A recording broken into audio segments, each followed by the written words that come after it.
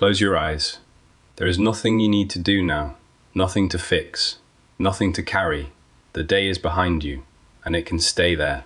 Just rest here, and let your body grow heavy and still. Let your breathing slow.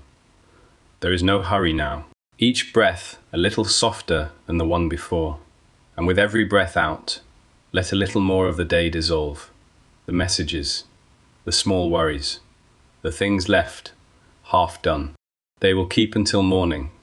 For now, there is only this, the slow rise and fall of your breathing, and the quiet dark behind your eyes.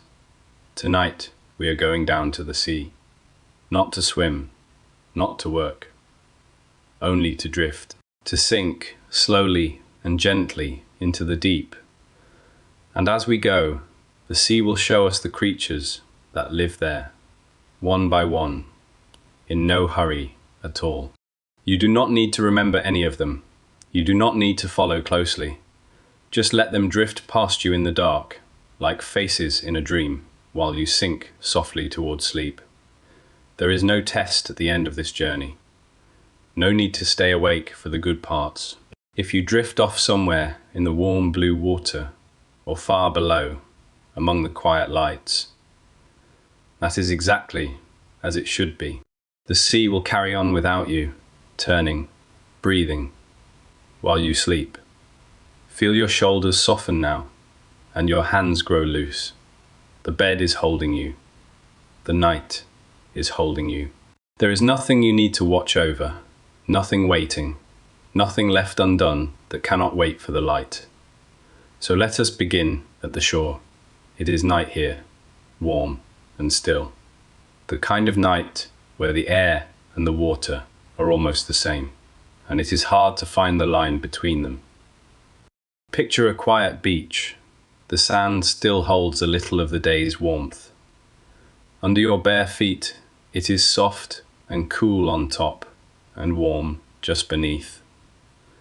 There is no one else here, only you, and the slow sound of the water, arriving and leaving, arriving and leaving. The waves are small tonight. They are in no hurry either. Each one rises and folds over and slides up the sand toward you, then draws back again with a long soft hiss into the dark.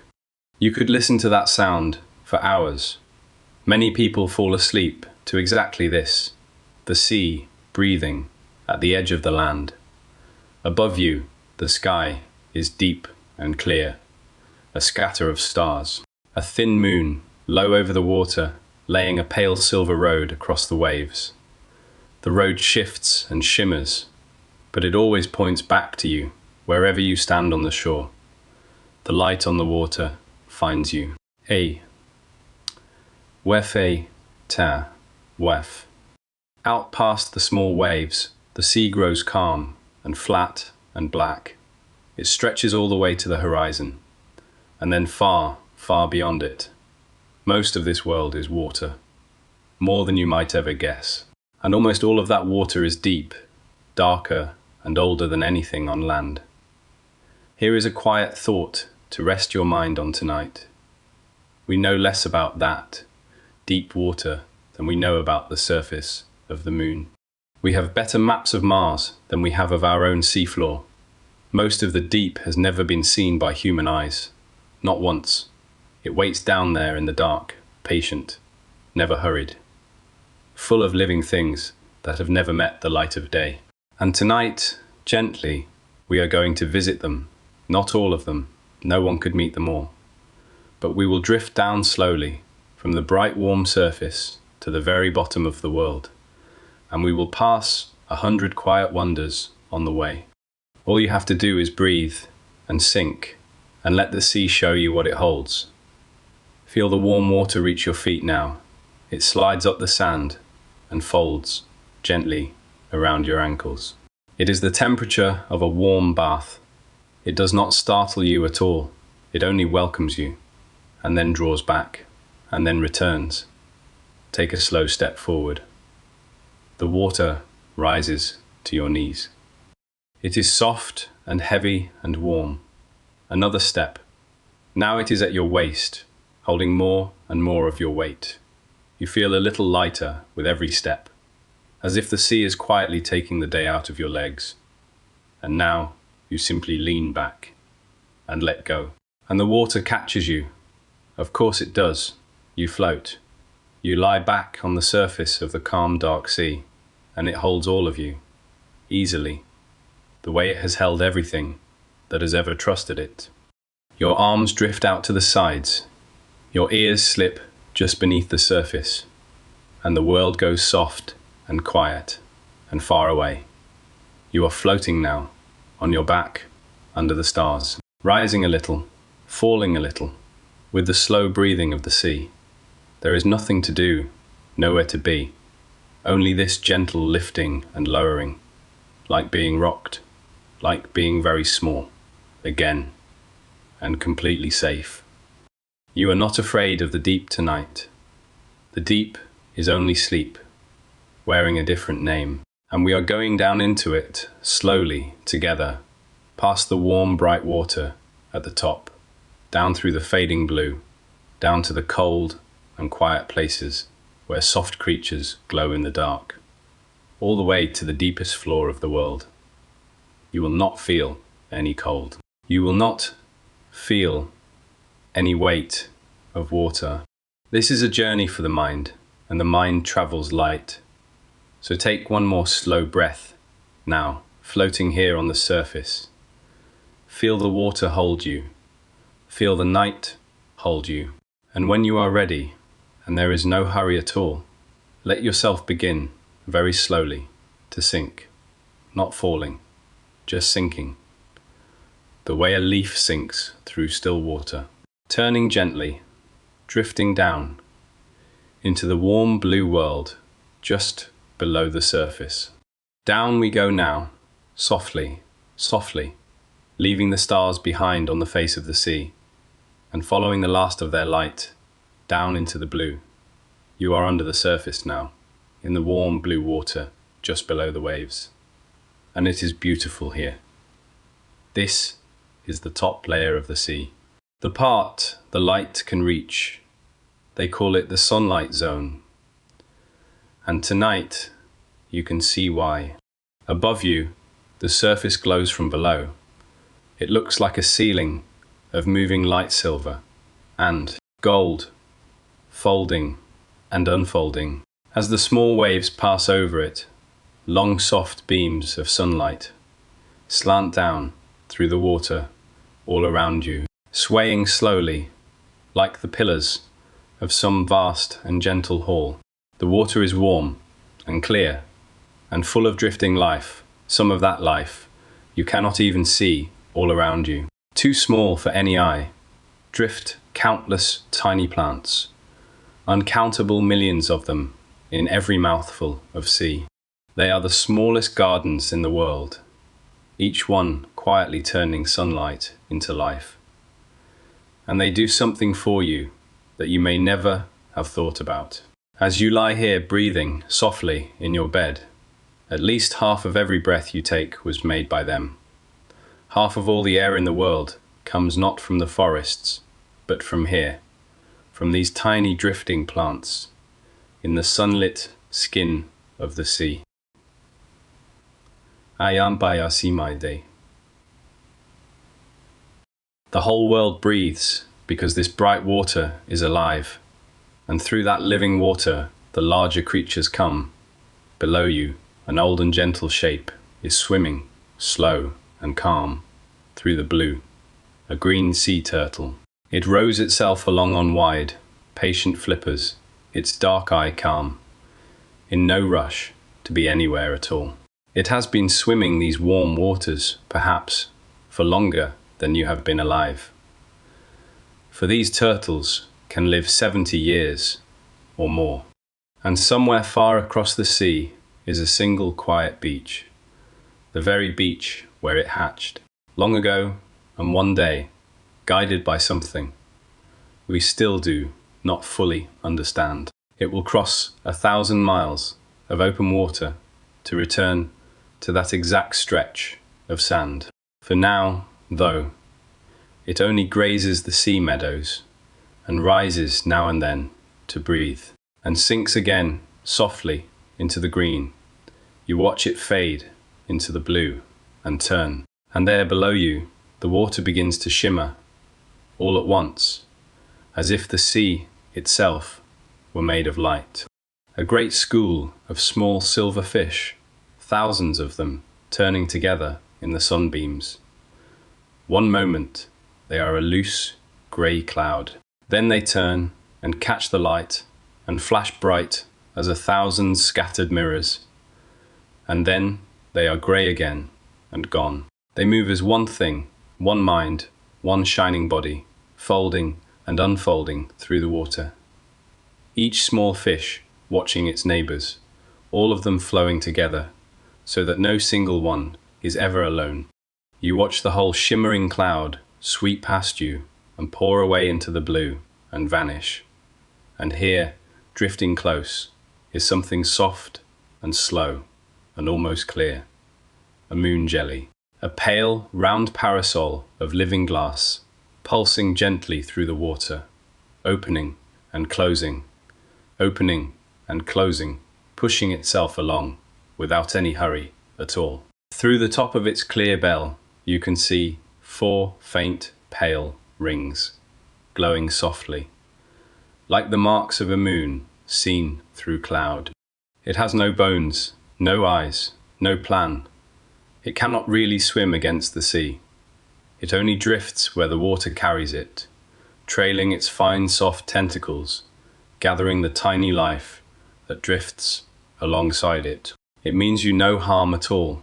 It simply pulses past you, slow as a sleeping heart, and drifts away on the current. Then, rising up from the deeper water below, comes one of the strangest shapes in all the sea. A great round silver disc, tall as a door, turning slowly on its side as it rises toward the light. It is an ocean sunfish, one of the heaviest fish in all the world, and it has come up from the cold water below to lie flat at the surface in the warmth and let the sun soak back into its body. It basks there, on its side, like a great silver plate set out to warm. It began its life as an egg no bigger than a grain, and grew, until it became this vast and gentle giant, drifting up to the light to rest. It drifts and warms and asks nothing of anyone, just like you, and then, far off in the blue, something very large begins to take shape. At first, it is only a shadow, a darker patch in the deep water at the edge of what you can see. But it is moving toward you, slowly, and it is growing. And as it comes closer and closer, you begin to understand how big it truly is.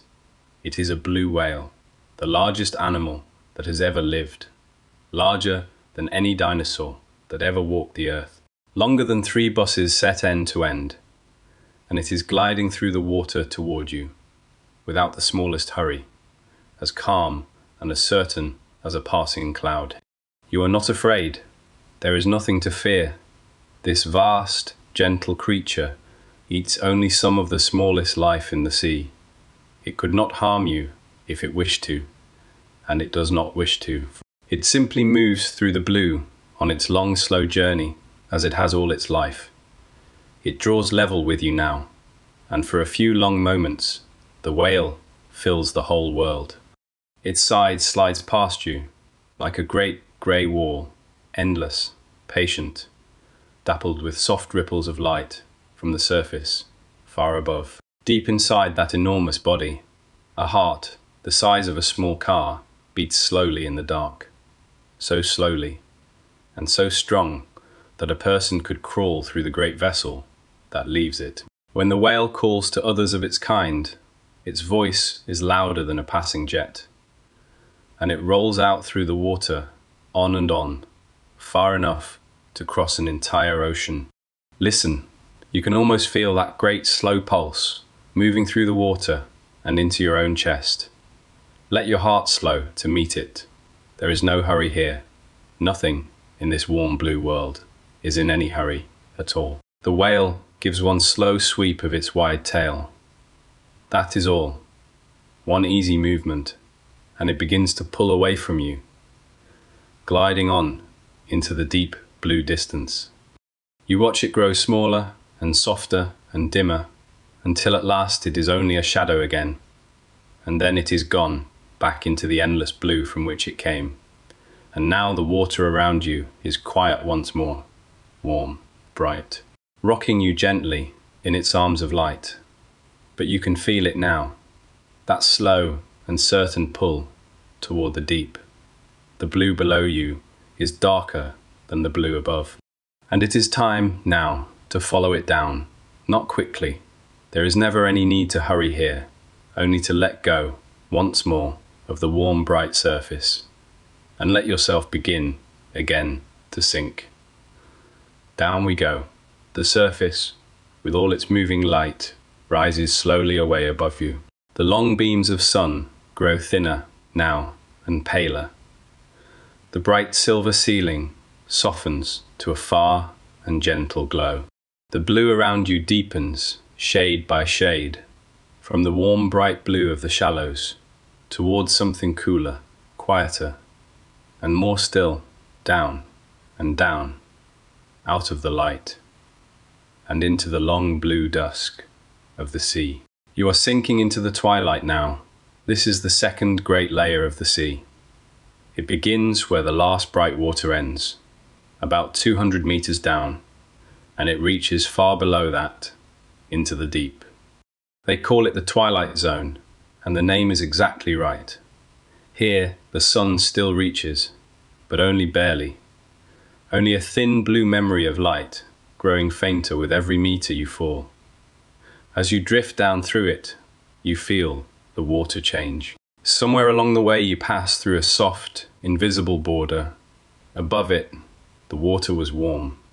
Below it, the water turns cool and then cold. And it will stay cold now, all the way down. You cross that border gently, like slipping from a warm room into a cool and quiet hall. In this dream, the cold cannot touch you. You only notice it, and then let it go. The color of the world is changing too. Up above, everything was bright and blue. Here it deepens into a rich, dark, endless blue. The blue of the very last moment of dusk, just before the sky gives way to night. And in that blue dusk, the creatures begin to gather, shyer creatures than the ones above, softer, stranger, built for the dark. The first you notice is a glimmer off to the side. A small fish, no longer than your finger, turning slowly in the gloom. And along its belly runs a row of tiny lights, soft and blue-green, like the lit portholes of a little ship far out at sea. It is a lanternfish. And once you have seen one, you begin to see them everywhere. The whole twilight is sprinkled with them, glowing faintly, drifting in their countless millions through the dark. There may be more lanternfish than almost any other fish in all the world. Of all the fish that live down here in the deep, these small glowing lanterns may make up more than half. Think of that. This quiet, dim, forgotten layer of the sea holds more life than the bright surface ever dreamed of. It is not empty down here at all. It is crowded, softly, with gentle glowing things. And every night, the lanternfish do something wonderful. As the sun sets on the world far above, they begin to rise. All of them, all at once, all across the sea, they swim slowly up toward the darkening surface to feed under the safety of night. And when the sun returns at dawn, they sink back down again into the deep to hide through the day. Up in the dark and down in the light, every night, every morning, without fail. So many creatures move together in this slow rising and falling that it is the greatest journey of life anywhere on the planet. The largest migration on Earth. Not made by great herds crossing the plains. Not made by birds crossing the sky. Made here in the dark water by countless small and gentle creatures quietly climbing toward the night, and quietly sinking home again with the dawn. There are so many of them rising together that, long ago, when ships first sent sound down into the sea to measure its depth, the sound bounced back off this living layer, and the sailors thought they had found the bottom, a false floor made entirely of life that rose and fell each night. They called it the deep scattering layer, and it puzzled them for years. It was only the creatures of the twilight rising to feed as they have every night since long before there were ships or sailors or anyone at all to wonder. You drift down among them now through the slow rising tide of small glowing fish. Some rise past you toward the fading light. Some sink with you toward the dark. You are simply one more quiet thing, drifting through the twilight, carried on the same slow rhythm as all the rest. Ha. Vi. Sabai. Was. And here, turning in the dim water, is one of the strangest and loveliest of them, a hatchet fish. It is small, and flat, and thin as a coin, and its sides are pure silver, so bright and so mirror smooth that they catch what little light remains and scatter it away. Its eyes are large and dark and turned always upward, watching the faint glow above for the shadow of anything passing overhead. And along its silver belly it too carries a row of soft lights, but it uses them for something clever. Down here, a little light still falls from the surface far above, and anything swimming in it casts a faint shadow, a dark shape against the dim glow, easy to see from below. So the hatchet fish lights up its own belly, glowing gently, exactly as bright as the water above it. And just like that, its shadow vanishes. It disappears. It hides, not in darkness, but in a soft light of its own making, matched so perfectly to the sea that it seems to melt away. It can even dim its lights or brighten them as the light above changes, always fading itself into the water, always quietly, unseen. Rest on that a moment, drifting here in the blue, a little fish wearing light like a cloak to soften its own shadow into nothing. The deep is full of such quiet cleverness. Every creature here has found its own gentle way to live in the dark, to hide, to glow, to feed, to be at peace in a place with almost no light at all. And still you sink down and down through the long blue dusk. The light from above grows fainter now and fainter, and the water around you deepens from blue toward a soft, shadowy grey. But you are not yet at the bottom of the twilight. There is more of this dusk to fall through, and the creatures here in its lower reaches are stranger and shyer than any you have met so far. Feel how calm you have become already, how slow you're breathing, how heavy and soft your body has grown. The busy world is so far above you now that it can no longer reach you at all. There is only the dim blue water and the soft dark shapes that drift at the edge of sight, and the slow, endless sinking of your own body deeper into the quiet. So let yourself keep drifting down gently through the last of the light, for down here, in the deepest dusk, live some of the most curious little creatures in all the sea. A fish with a window for a forehead, a squid made of glass, and a tiny wisp of a fish so numerous that it may outnumber every other creature with a backbone on the whole of the earth. Let us drift down softly and meet them as the blue fades slowly toward the dark. Down here in the lower twilight, the light is almost gone. The blue has faded to the color of deep smoke, and the shapes around you are soft and slow, and hard to see. But your eyes have grown used to the dimness now, the way they do in a darkened room. And little by little, the creatures of this quiet layer begin to show themselves. The first is so small and so plain that you would never pick it out unless you were looking. A tiny fish, barely the length of your finger, pale and half see-through, with only a faint dotting of light along its side. It hangs almost still in the water, doing very little, saving its strength in the cold and the dark. It is a bristlemouth, a humble, forgettable little thing. And yet, of all the creatures in all the world that have a backbone, as you do, a spine, a skull, a beating heart, this small pale fish may be the most numerous of them all. Not the most numerous fish. The most numerous of every creature like us, anywhere on earth. There are more bristlemouths in the sea than there are birds in the sky, or mice in the fields, or people who have ever lived, by far. They drift through this dim water in numbers beyond all counting, trillions upon trillions of them, filling the twilight of every ocean, quietly, invisibly, for no one to see. Let that settle over you, softly. The most common backbone creature on the whole planet is a shy little fish that almost no one has ever laid eyes on, hanging in the dark, asking nothing, harming nothing, simply drifting through the dusk. The world is so much larger and stranger than the part of it we ever see, and most of it is down here, quiet and gentle and dark. You drift on, deeper, and something turns slowly below you to catch your eye.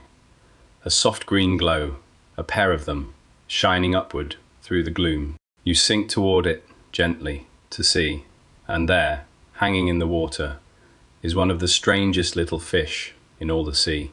Its whole forehead is a clear, round dome, like a small glass helmet filled with fluid. And you can see straight into its head. And inside, two glowing green eyes, round as marbles, are looking up through the top of its own transparent skull. It is called a barreleye, and for a long time, no one understood it at all. Those green eyes point straight up, watching the faint light above for the shadow of drifting food. But when at last it finds a morsel and tips down to eat, its eyes rotate. They're inside its clear head, swiveling slowly forward to watch its own mouth as it feeds. A fish that can look up through its own forehead and then turn its eyes to look ahead, all behind a window of living glass. No one even knew the dome was there until a patient camera filmed one alive, whole and unbroken, hanging quietly in the deep. There is no hurry in it.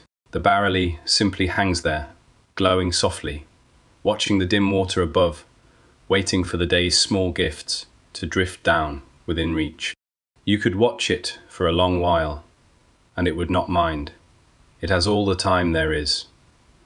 And it is not the only one here with clever eyes. Below it drifts a small squid, tilted at a gentle angle. Its soft body, the color of a ripe strawberry, dotted all over with tiny lights. Look closely, and you will see the strangest thing about it. Its two eyes do not match. One eye, the left, is large and golden and turned always upward, watching for shadows against the last of the light from above.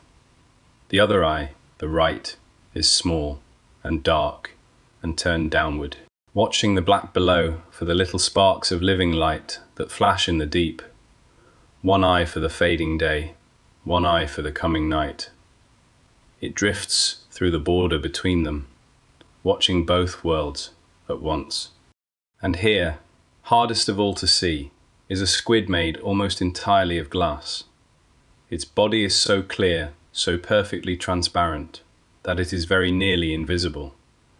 Only its two dark eyes and a small coil of gut give it away at all. It hangs in the water without the smallest effort, holding itself up not by swimming, but by filling its body with a fluid lighter than the sea, so that it simply floats, weightless, in the dark. And to hide even the shadow of its own eyes, it wears two small lights beneath them, glowing softly downward, erasing the last dark shapes it has, until there is almost nothing left to see at all. A creature spun from clear water and gentle light, drifting through the dusk like a held breath. So much of the deep is like this, not fierce, not frightening, just soft and strange and endlessly inventive. Each small creature quietly solving the same gentle puzzle in its own way. How to live in the dark, how to hide and glow and drift and be at peace in a place with almost no light at all. And now, as you sink past the glass squid, you feel the very last of the daylight fade away above you. You look up one final time. The pale glow that was the surface is gone.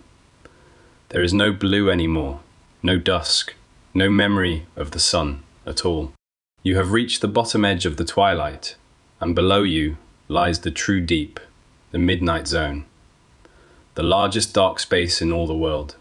But do not be afraid of it, for the dark ahead is not empty, and it is not truly black. As your eyes let go of the last of the daylight, you begin to see, below you and around you, the softest points of light. Not sunlight, not the surface, a living light, made by the creatures themselves, blooming and drifting and fading all through the dark, like slow stars scattered across a night with no end. Let the last of the daylight go now. Let it fade and fade until it is gone, and let yourself sink gently into the living dark, down among the quiet lights, deeper still towards sleep. You have crossed into the true dark now. This is the midnight zone. It begins about 1,000 meters down, and it reaches far, far below that. It is the largest living space on the whole planet, and almost all of it is exactly like this, black and cold and still. No sunlight has ever touched this water. Not today, not 1,000 years ago, not ever, and yet you are not afraid.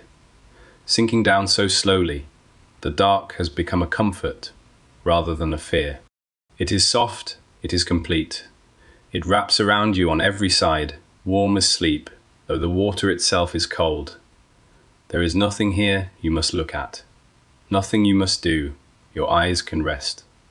The whole world has grown quiet and dark and simple. And then, below you, you see it. A light, a single, small, soft point of light, glowing in the dark, blue-green and gentle, like one far star seen through a summer sky. It hangs in the black water beneath you, and then, as softly as it came, it fades away again and is gone. You wait, floating in the dark, wondering if you dreamed it, and then there is another, and another, far below, and a slow ribbon of tiny sparks drifting past, each one glowing for a moment, and then going dark. The deep, which seems so empty, is not empty at all. It is full of light, soft, living light, blinking and glowing and drifting all through the dark around you. For this is the secret of the deep. Down here, where the sun never comes, the creatures have learned to make their own. Not most of them, nearly all of them. Down in this cold black water, about 3 out of every 4 living things can make their own light, glowing softly from inside their own bodies. It is the most common language in the largest part of our world, and almost no one has ever seen it. You drift among it now, as if among slow and quiet stars and the first of the light. Makers comes gently into view. It is a small, oval creature, deep crimson, red, no bigger than your hand, rowing itself softly through the black and down. Each side of its body run rows of fine hair, like combs, beating in slow waves. And as they beat, they catch the faintest light and split it into color.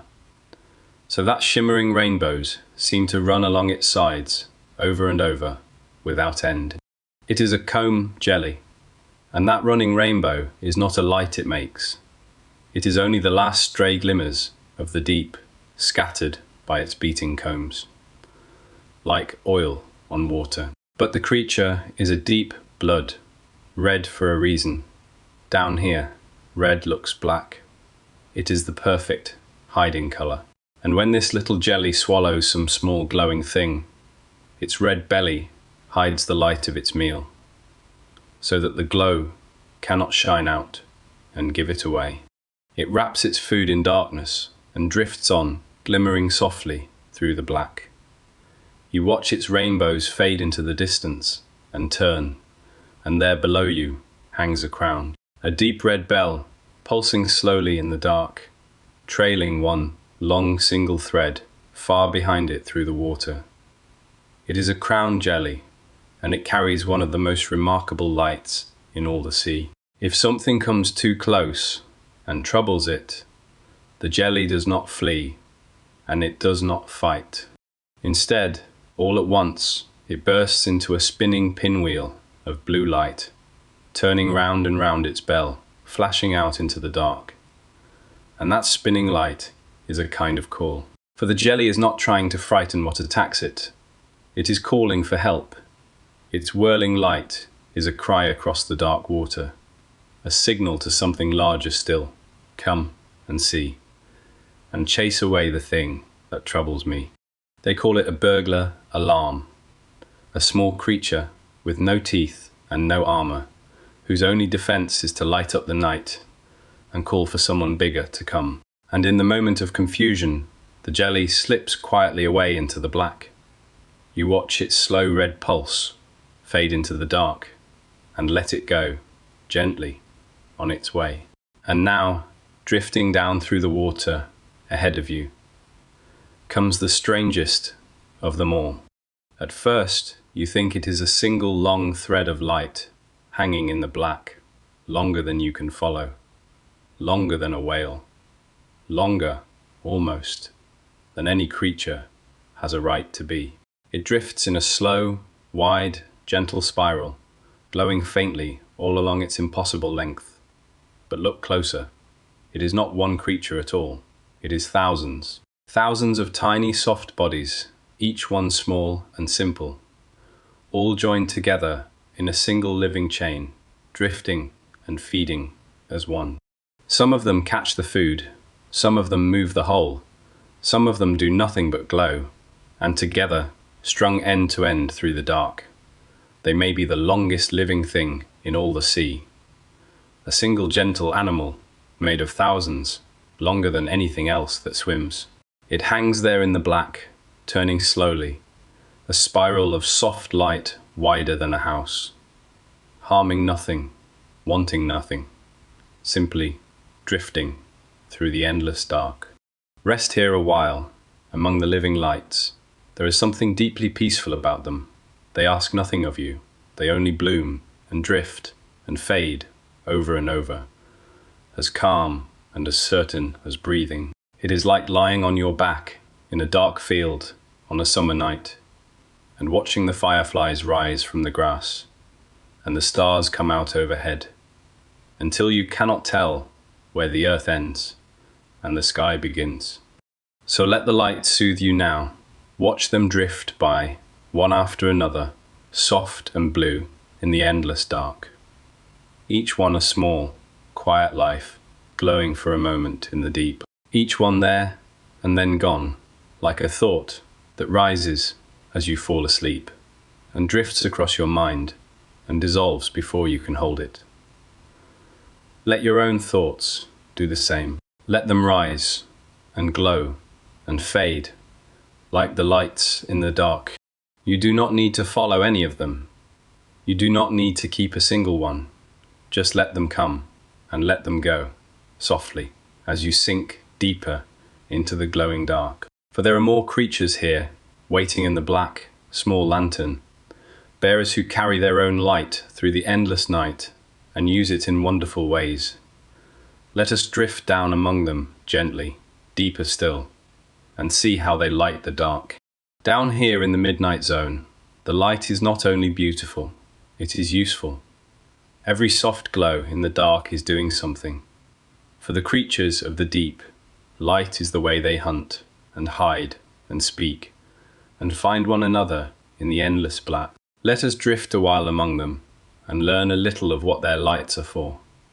Below you, a small warm glow is moving slowly through the dark. You sink toward it gently to see, and there, hanging almost still in the black water, is one of the most famous creatures of all the deep, an anglerfish. She is small and round and soft and velvet, black, so dark that she seems to be a hole cut in the water itself. But do not let her strange shape trouble you. She is slow and patient and old, and she has no interest in you at all. What draws your eye is the light she carries. From a slender wand on the top of her head, a single small lantern hangs out in front of her face, glowing with a soft and steady blue-green light. Her own little lamp carried always before her in the dark. And here is the wonder of it. She does not make that light herself. Inside the lantern lie countless tiny glowing creatures, far too small to see, living bacteria glowing gently in the dark. She gives them a home there in her lamp, and in return they give her their light. She grows a house for them, and they light it. Two lives joined into one, so that neither has to face the dark alone. She carries her own soft star through the endless night, a star made of living things, and she never has to swim in true darkness again. The lantern sways, very slowly, in the black water, and any small creature that drifts too near, drawn toward the only light in all that dark, comes close to her waiting mouth. That is how she feeds, not by chasing. The deep is far too cold and dark and empty for chasing. She simply waits and glows and lets the dark do the rest. She may wait a very long time between one meal and the next. Down here, patience is everything. There is no hurry in the deep. There is only the slow glow of the lantern, and the waiting and the dark. You watch her light drift gently to and fro, and it is oddly soothing. This small lamp, glowing steadily in the vast black water, going nowhere, needing nothing, patient beyond all understanding. Let her patience settle into you. There is nowhere you need to be tonight either. You can simply drift and rest and let the hours pass as she does in the quiet dark. And around you now, all through the black, the other lantern bearers are speaking their silent language of light. Some wear their light as a cloak, glowing softly along their bellies to erase their own hadal, so that anything looking up sees only more darkness where they should be. Tender, hey, tea, web. Some flash all at once, a sudden burst of light to startle and confuse, and slip away in the moment of surprise. Some leave a glowing cloud behind them in the water, a soft blue burst that hangs, shining in the black, while they dart off into the safe dark beyond it, leaving a false light for the danger to chase. And some send out their light to call, a certain pattern of flashes, a special glow, saying quietly across the empty water, here I am, is anyone there? And sometimes, out of the endless dark, an answer comes glowing softly back. But one creature here holds the rarest light of all. It is a slim, dark fish, hanging quietly in the black, with a small glowing wand beneath its chin.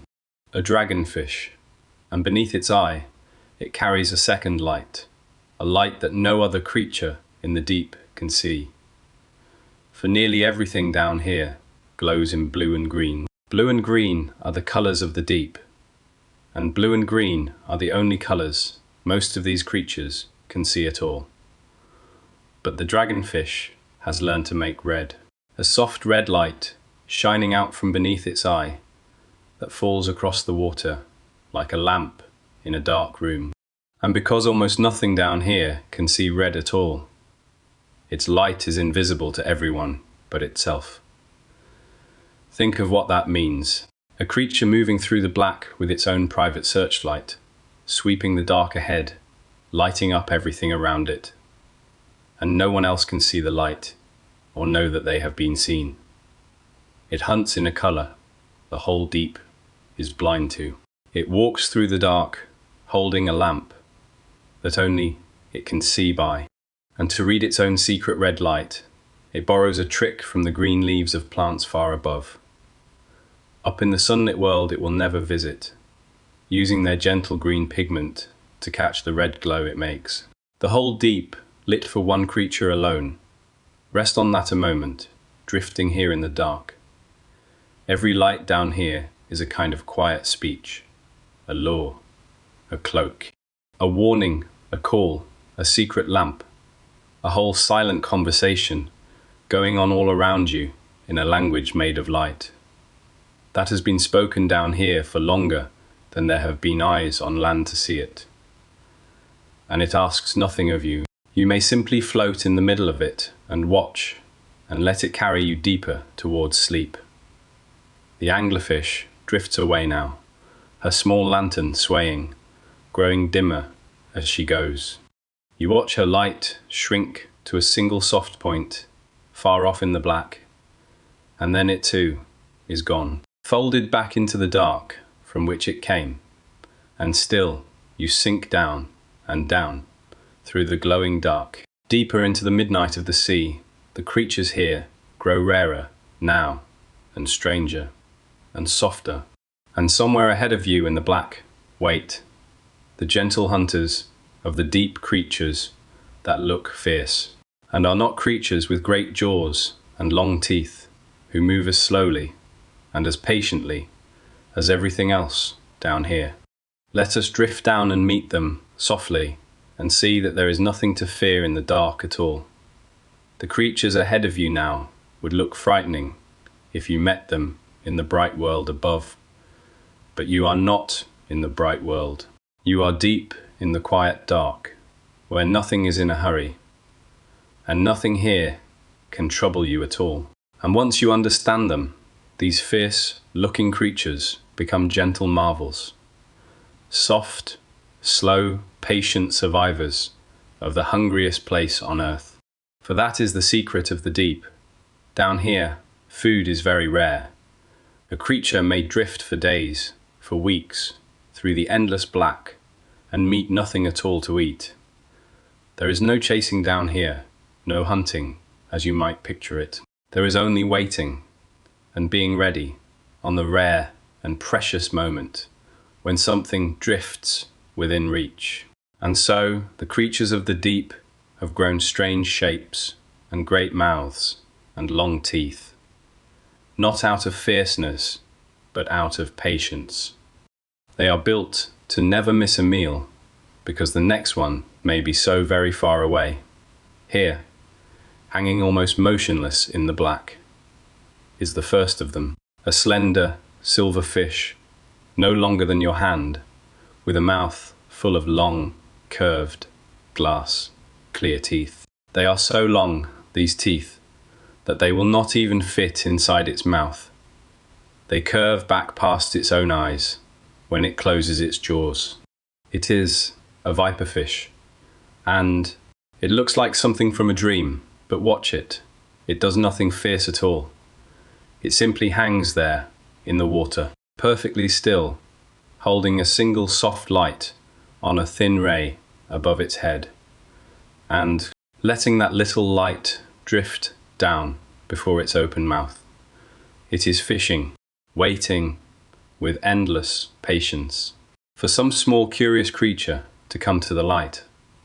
And its body is built so gently for this waiting that its very spine, just behind its head, is softened into a kind of cushion to soak up the shock on the rare day that something finally comes. A fierce face and the most patient heart in the sea. You drift on past it, and it does not stir. It only waits and glows and hangs in the dark, as it may for days to come. And below you now, a stranger shape unfolds. At first, it seems to be only a long, dark ribbon, drifting in the black, trailing a thin whip of a tail behind it, with a soft, pink light glowing at the very tip. But then it opens its mouth, and its whole head seems to balloon outward, unfolding into an enormous soft pouch, far wider than its own thin body, like a great dark net opening in the water. It is a pelican eel, and that vast soft mouth lets it do something wonderful for a creature of the deep, when food is so rare and so seldom found.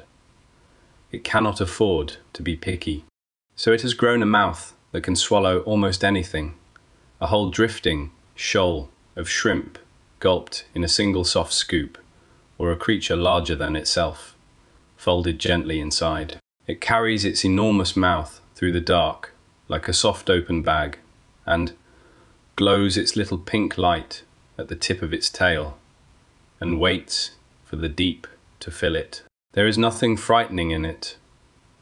Once you see it, truly, it is only a soft, slow, patient creature unfolding its great gentle net in the dark, making sure it will never have to pass up the rare gift of a meal. It closes its mouth again, and its head shrinks back to a thin dark ribbon, and it drifts away, whip, tail glowing faintly, into the black. And here is the last of them, and perhaps the most remarkable, a small dark fish, quite plain to look at, but with a stomach that can stretch like a soft balloon. It is called a black swallower, and it has solved the great problem of the deep in the boldest way of all. When it finds a meal, it does not take a bite and swim away. It swallows the whole thing, even a fish far larger than itself. Its jaws walk slowly over its prey, and its stomach swells out, soft and translucent, to hold a creature twice its own length, and many times its weight. One great meal, folded gently inside, that may last it a very long time in the hungry dark. Rest on that a moment. Every fierce shape down here, every great mouth and long tooth, is really a kind of gentleness, a way of being patient, of wasting nothing, of surviving softly in a place with almost nothing to eat. These are not monsters. They are the quiet, hungry, patient poor of the deep, who have found their own ways to endure. And they move through the dark as slowly and as calmly as everything else down here, saving their strength, asking nothing, waiting, without worry, for whatever the deep will bring. You could learn something from them, drifting here in the dark. They do not fret about the next meal. They do not chase or struggle or hurry. They simply wait at peace and trust that, in time, the deep will provide. And so, can you? There is nothing you need to reach for tonight, nothing you need to catch or hold or hurry after.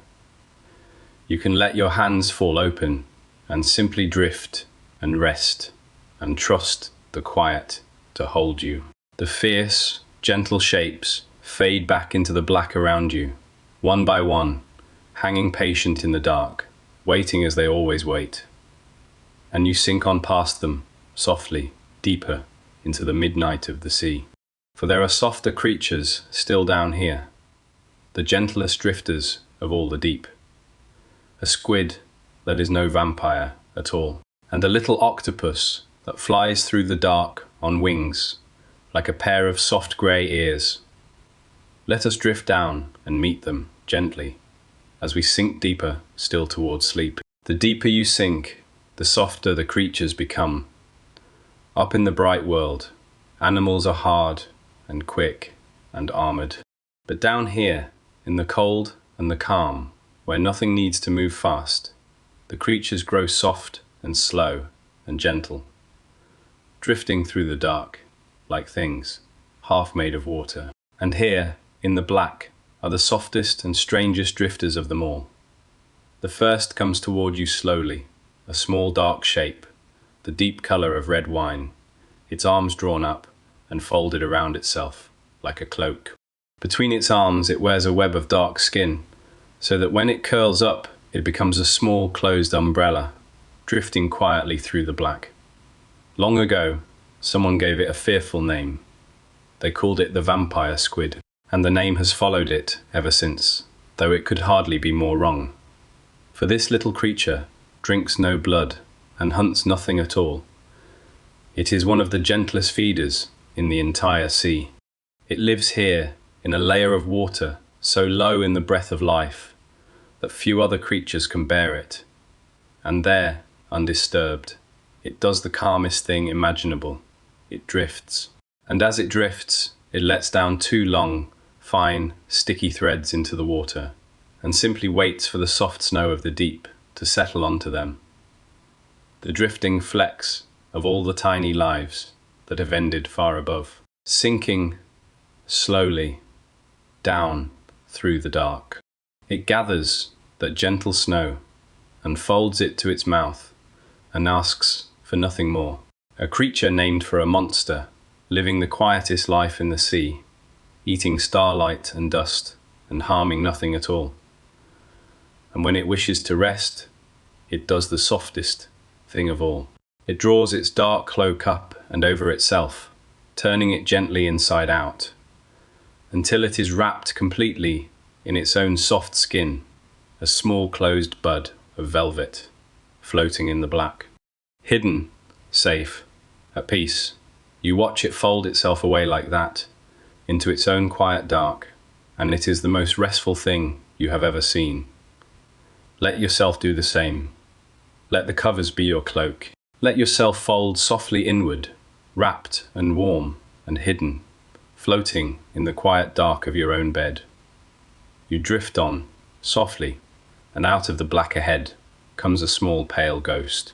It is an octopus, but not like any you have seen. Its body is soft and round and pale, and from the top of it rise two wide fins, shaped exactly like a pair of gentle ears, so that it seems to be a small, soft, flying elephant, drifting through the dark. They call it the dumbo octopus, for those soft ear, like fins, and it is one of the sweetest sights in all the deep. It does not dart, or jet, or flee. It flies. It flaps those soft ears slowly, and steers with its little arms, and drifts through the black water as gently as a feather, falling, hovering, turning, in no hurry at all. And it lives deeper than any other octopus in the world. Down and down, far below where you drift. Now, one has been seen almost 7,000 meters beneath the waves, in water black and cold and crushing, where almost nothing else can go. And still, it simply flaps its soft ears and drifts and hovers perfectly at home, one of the most peaceful movers in all the sea. You watch it flap slowly past you, a small pale flying ghost, and turn and drift away into the dark. And it takes a little of your worry with it as it goes. And here, hardest of all to believe, hangs something that seems more thread than creature. A small squid up near the black ceiling of this deepest water, but from its little body trail, arms so long and so impossibly thin that they seem like threads of spun glass, bending at strange soft elbows, hanging down into the dark. Far below it, it holds them out, motionless, drifting, letting them dangle like fishing lines into the black. It lives deeper than any other squid in the world, and it is so rare and so seldom seen that in all the years of watching the deep, it has been glimpsed only a handful of times. Each meeting is a small miracle, and here tonight, in your quiet dream, one hangs before you, a ghost of threads and elbows, drifting in the deepest dark, keeping its ancient secret, and asking nothing of you at all.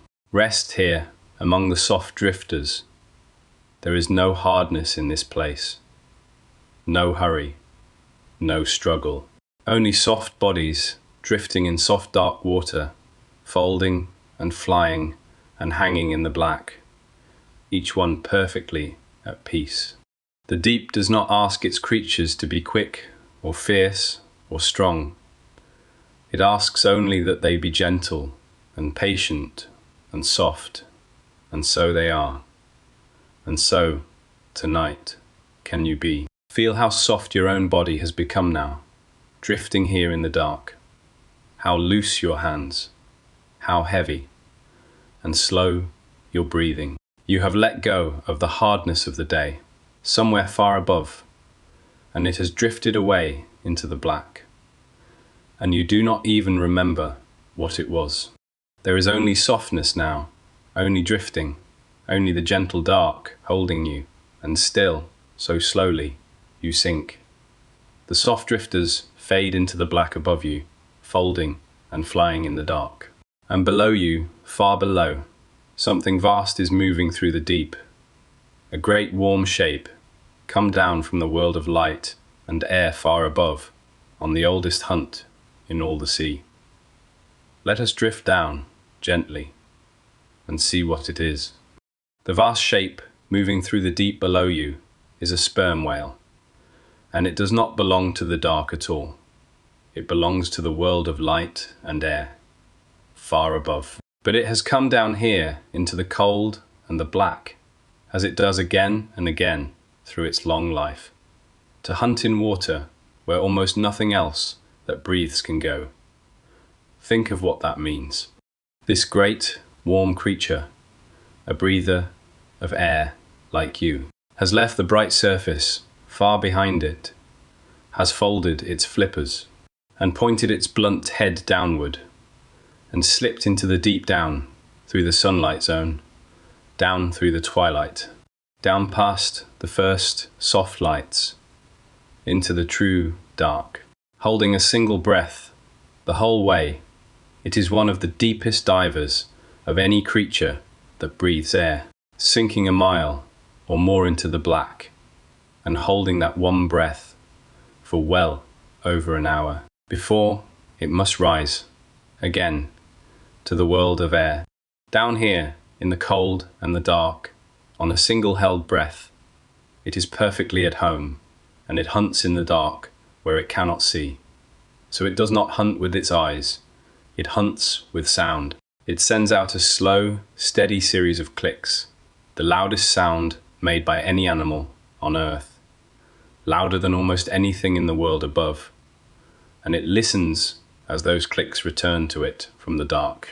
In this way, it builds a picture of the black water around it, out of echoes alone. It sees with its ears. It finds its way through a mile of darkness by listening, as surely as you might cross a familiar room in the dark of your own house. And inside its great head, it carries the largest brain of any creature that has ever lived, on land or in the sea. A vast, slow, patient mind, mapping the dark by sound. And what it is listening for, down here in the cold, is one of the strangest creatures in all the ocean. A giant squid. A vast, soft, pale creature of the deep, with long trailing arms and enormous dark eyes.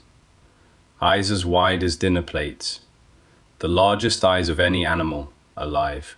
It grew those huge eyes for one reason above all, to catch, in the endless dark, the faint disturbance, glow of a great whale coming down through the black.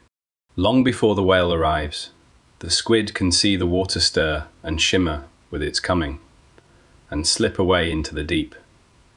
For a very long time, no human being had ever seen a giant squid alive in its own home. We knew it only from the pieces that washed ashore, and the round scars it left on the whales. It was almost a legend, a great pale ghost of the deep, known mostly through stories, until at last only a few years ago. A patient camera caught one, alive, drifting in the black. And deeper still, in the cold water near the bottom of the world, lives its cousin, the colossal squid, heavier than any other creature without a backbone in all the sea. A great soft ghost of the polar deep, its enormous eyes gathering the last whispers of light. For 100 years, no one saw a living one at all.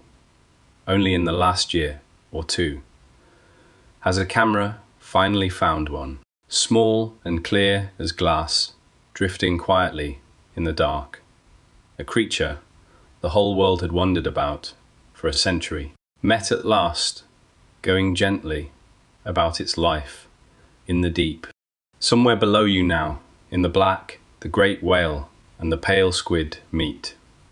They turn, slowly, in the cold, in a place no light has ever reached.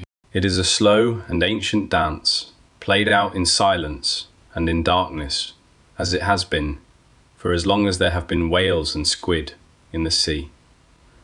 And no one is there to watch it. It happens for its own sake, in the deep, whether anyone knows or not. But there is no fear in this for you. You are only drifting past, high above them in the dark, a quiet witness to a world that does not need you. The dance far below is not yours to join, or to solve, or even to see clearly. It is only a slow stirring in the black water beneath you, a reminder that even here, in the deepest dark, the old rhythms of life go on, patient and certain, needing nothing from the world above. And then it is over, or it has moved on, and the deep grows still again. The great whale turns, at last, and begins its long, slow climb back toward the light, toward the air it must breathe, rising up through all the layers you have fallen through, back to the bright and distant surface. You watch its dark shape lift away above you, up into the black, growing smaller, until the deep folds quietly closed behind it, and it is gone. And you are alone again, in the calm dark water, sinking gently down. How quiet it is now. How still. The great hunt has passed, and the deep has smoothed over, the way still water smooths over, after something has slipped beneath it. There is only the soft dark, and the far and drifting lights, and the slow, slow sinking of your own body, deeper and deeper into the night of the sea. Feel how your own thoughts have slowed to match it. Up at the surface, your mind was quick and busy and full. But down here, in the deep, the thoughts come slower now, and softer and farther apart. Great slow thoughts, drifting through the dark of your mind, like the great slow creatures, drifting through the dark of the sea. And more, between them, there is only stillness, only quiet, only the soft black water holding you, and still you sink toward the floor of the world. For below you now, at last, the great dark middle of the sea is coming to an end, and the ground is rising up to meet you. And on that ground, in the black, a soft glow is gathering around a great shape come down long ago from the world above. Let us go down, gently, and rest beside it. Down on the deep floor below you, a soft glow gathers in the black. And as you sink toward it, you begin to see the shape of something very large, resting on the bottom, with a quiet crowd of life moving slowly all around it. It is a whale, a great whale that lived a long and gentle life in the sunlit world far above, and swam the wide seas for the better part of 100 years, and at last, when its long life was over, came softly down to rest here, on the floor of the deep. Slowly it sank, over many days, down through all the layers you have fallen through, until it came to rest at last on the soft dark ground. And here it has become something wonderful, not an ending, a beginning, a gift, given quietly to the dark. For life is rare down here, and food is rarer still. The creatures of the deep floor may wait a very long time between one meal and the next, living on whatever drifts down from the bright world so far above. And then, once in a great while, a whole whale arrives, a feast beyond all imagining. Enough food in this one gentle giant to feed the creatures of the deep for a lifetime. And they come from far across the dark to share it. You settle softly nearby and watch. There is nothing sad here, nothing to trouble you. Only life, quietly, giving way to more life, in the slow and patient way of the deep. First come the ones who found it from far away, drawn through the dark by the faintest trace in the water. A sleeper shark, huge and slow and calm, cruising in out of the black to feed, in no hurry at all. Pale eel, like hagfish, gentle and ancient, slipping over the great body, and, gathering out of the dark, a soft living cloud of small pale swimmers, thousands of them, no bigger than your thumb, come to tidy away what the larger ones leave. They move over the whales slowly in the dim glow, taking what they need. Never hurried, for there is more than enough for all. There is no fighting here, no rush. Down here there is time, and plenty, and no reason at all to hurry. The soft feeding lasts for months, and then for years. And when at last the great body is bare, the second wave arrives. A soft carpet of small quiet creatures settles over the seabed all around the whale. Worms and little crabs and soft, shelled things, thousands upon thousands of them, living on the rich, dark ground the whale has left behind. The bare floor, once so empty, is now crowded with gentle life. A whole small city has grown up in the dark around this one great resting body, where a moment ago there was only silence. And then, strangest and gentlest of all, come the bone eaters. They settle onto the whale's great bare bones, soft feathery creatures, no bigger than a finger, and they begin to do something almost unbelievable. They have no mouth. They have no stomach. They cannot eat at all, not in any way you would know. Instead, they send soft roots down into the bone itself, dissolving it slowly, to reach the richness locked away inside. And tiny living things within their bodies turn that richness into life for them. They spread their soft red and white plumes into the cold water, like a little garden growing straight out of the whale's white skeleton. A garden of living flowers rooted in bone in the dark at the bottom of the world. And here is the tenderest secret of all. The soft-plumed creatures you can see, waving from the bone, are every one of them mothers. And inside each one, too small to see, live her many tiny mates, dozens of them, sheltering their whole lives within her body. A whole family drawn together on a single whalebone in the endless dark, making new life from something that has ended. Even here, even now, nothing lost, nothing wasted, only life, folding quietly into more life. And this gift does not last a day or a season. It lasts for years, for decades, long after the last soft feeding is done. The great bones remain, and life goes on, drawing from them, quietly, in the dark. Bacteria settle over the bones in soft pale mats, and break down the last richness sealed inside, releasing it slowly into the water, feeding a whole further circle of life.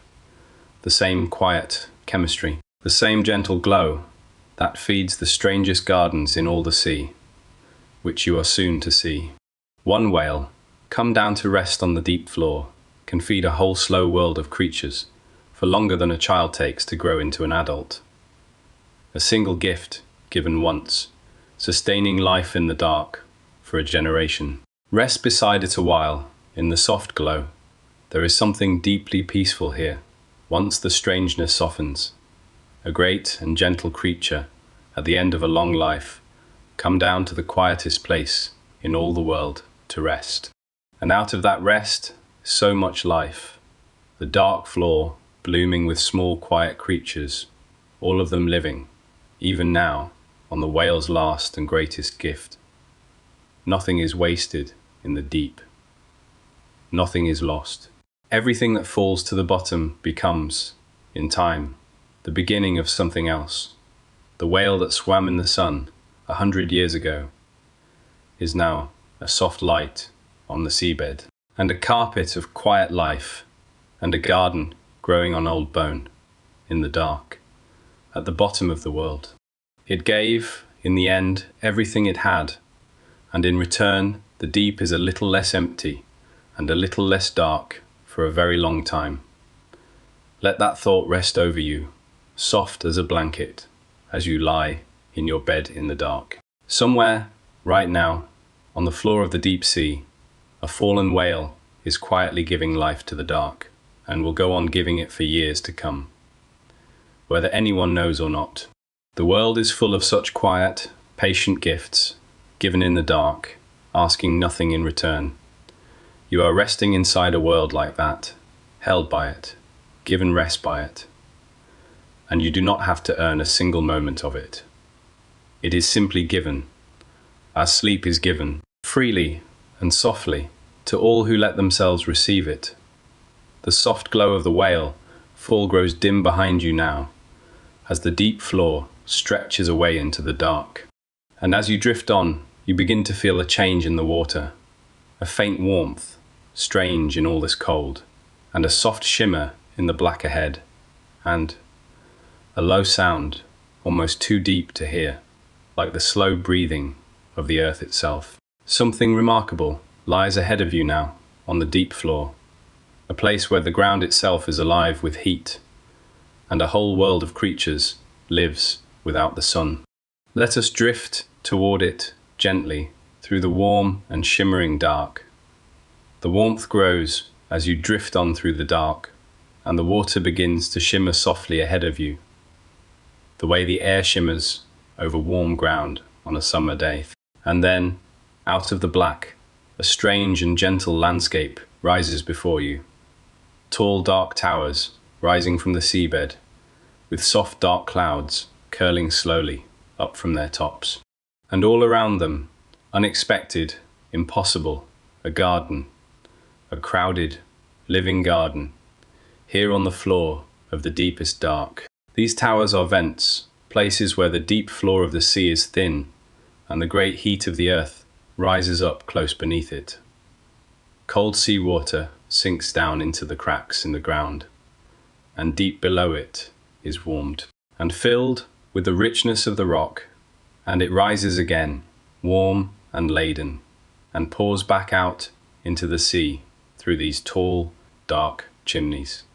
The earth itself is breathing here slowly, warmly, out of the dark ground, and into the dark water, and here is the wonder of it, the thing that changed forever, how we understand life for most of history. We believed that all life needed the sun. Every plant, every creature, every living thing, we thought, depended in the end on sunlight, up at the bright surface of the world. And then, not so very long ago, explorers took a small craft down into the deep, down to these warm vents on the floor of the sea, and looked out through the window, and could not believe what they saw. A garden, a thriving, crowded garden of strange and wonderful creatures, living in the dark with no sunlight at all. It was one of the great surprises in all of science. Life, it turned out, did not need the sun, because down here, the whole garden is built not on light, but on the breath of the earth. Tiny living things, too small to see, drink in the richness pouring from the vents and turn it into food, just as the little plants at the surface turn sunlight into food. They are the beginning of everything here, and every creature in this hidden garden lives. In the end, on them a whole world, built in the dark, on the warm chemistry of the rock You drift slowly through it, and it is unlike anything above. All around the vents stand tall, soft creatures in gentle forests, swaying in the warm currents. They are worms, though they look like nothing of the kind. Long pale tubes, taller than a person, each one crowned with a soft plume of deep, blood red feathers that sway in the warm water and draw suddenly back at the faintest touch, like a field of red flowers, breathing. And these great worms, like the bone eaters before them, have no mouth and no stomach, and never eat at all.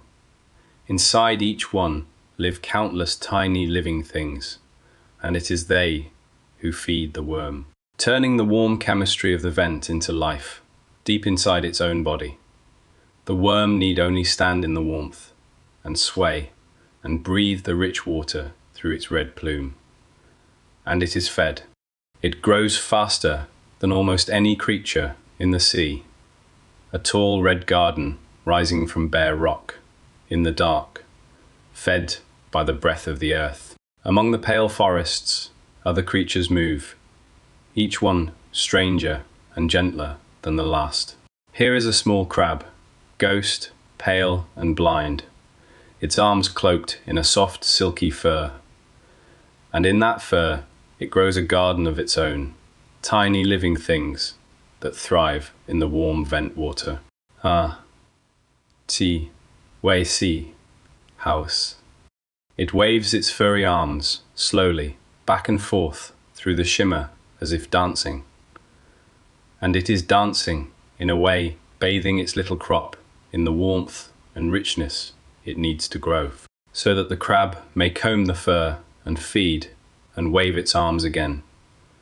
A creature that farms its own dinner on its own soft arms, dancing in the dark. And here, clinging to the warm rock, is a snail in armor, such as no other creature wears. Its shell is sheathed in iron, dark and hard, and the soft foot beneath it is clad in hundreds of tiny iron scales. Plate over plate, like a knight of the deep.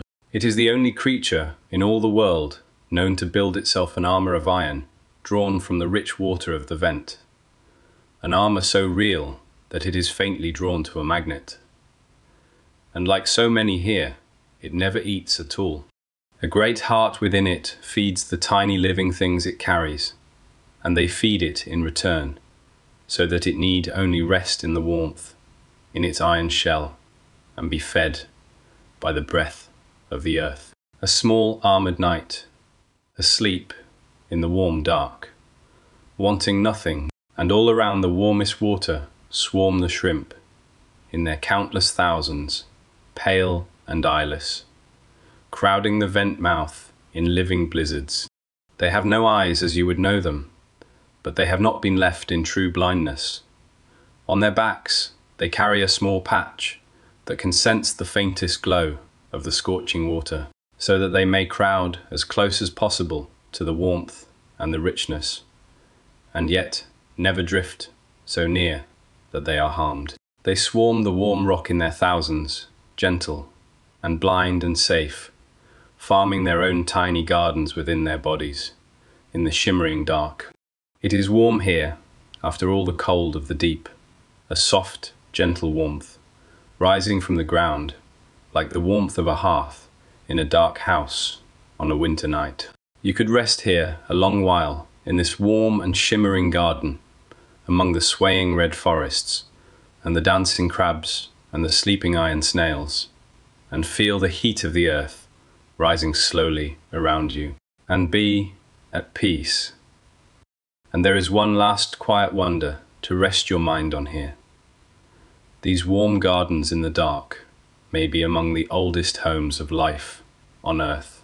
Some who study these things believe that life itself may have begun in a place very like this, not in the bright warm shallows under the sun, but down here, in the dark, around the warm breath of the earth, in the deepest quiet of the sea.